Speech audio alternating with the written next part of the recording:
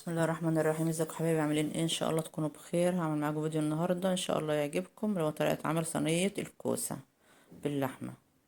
انا عندي لحمه راس اهيت، هنعمل بها صينيه كوسه. الكوسه موجوده كتير في السوق دلوقتي وفلاحي، جميله خالص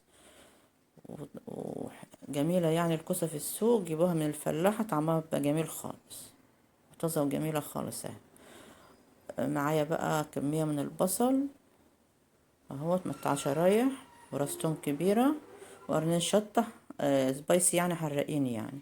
معايا توابل بقى، ملح، بهارات لحمة، كزبرة ناشفة، فلفل اسمر. بتحطهم على التومة والبصل والفلفل الحراق يعني كده اهوت، تتخلطهم في بعض كده جامد، تفركهم بايديك كده عشان ياخدوا من طعم وريحة بعض. ومعايا برضو دهنة اهيت، كمية دهنة اهيت.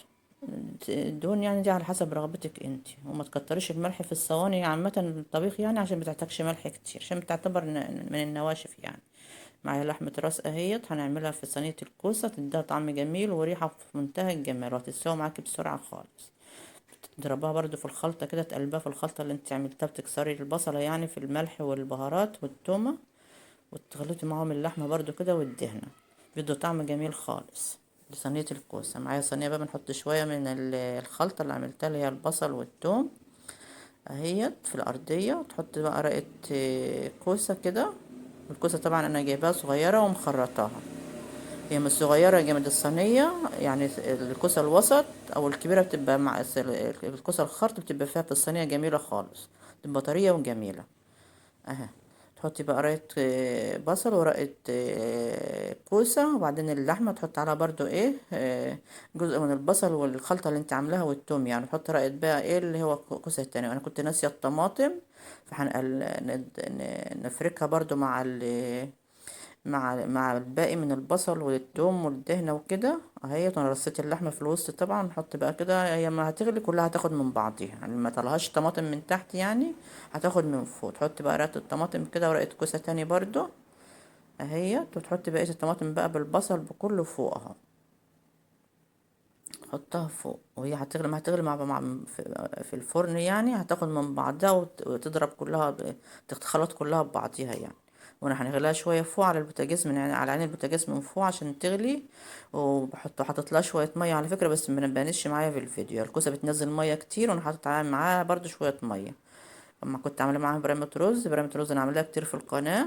انا حطيت دلوقتي الصينيه في الفرن بعد ما غلت على وش على عين البوتاجاز يعني.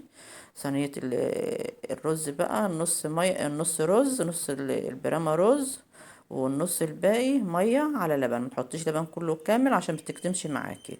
وعم مش حاطه سمنه ولا حاجه، حاطه عليها قشطه، فركها بعد الرز ما تغسل بالقشطه. عملت بقى بولة يعني، مليتها اهيت وقلبتها في الطبق اهيت. صينية الكوسة بعد ما استوت اهيت، طعم ولون وريحة كانت ضاربة في الشقة، طعمها في منتهى الجمال. واللحمة مستوية خالص، بصي دايبة فيها اهي.